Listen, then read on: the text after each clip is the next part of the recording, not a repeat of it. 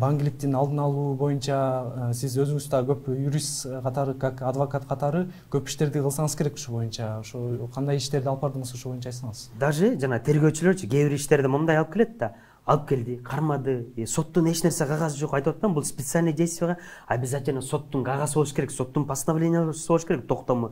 Ансыз эч нерсе кылбай эле жөн эле алып келет, акча үмүт өтүп, давайте акча менен берсең кой беребиз, бербесең кой беребиз дегенде, уже байкуш акчасы жок болуп калганда, эптеп, может, кээ бир даже мен мына случайларды болот, кээ бир чөнтөгүнө салып койгон случайлар болот. Чөнтөгүнө салып койгон случайларды көрөбүз. Анан ошол кезде эптеп бирдеме кылат тергөөчү, даже мисалы МВД өкүлдөрү эмес, даже прокуратурага барат, прокуратурада мындайча айтканда мыйзам боюнча 7 күн жатат.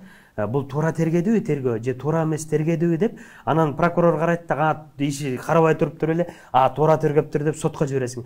Анан сотко жиберишет. Соттон айтасың, урматтуу сот, мына моякта мындай нарушение болуп атат. Даже мыйзамды одоно бузуп, могу сиздин соттун эч нерсеси жок эле, бүт мындайча айтканда соттун полномочиясын тергөөчү алып алып эле, эптеп бирдеме кылып эле сотко жибериптир. Кайра надо следование жибериңиз, кайра тергелсин, же могуну жокко чыгарыңыз десең айтпай, прокурор мындайча айтканда келет, процесске келет, мындай иштерди дагы албайт. Бир-эки барак менен эле отурат, даже телефон чукулап отурат дагы айтат.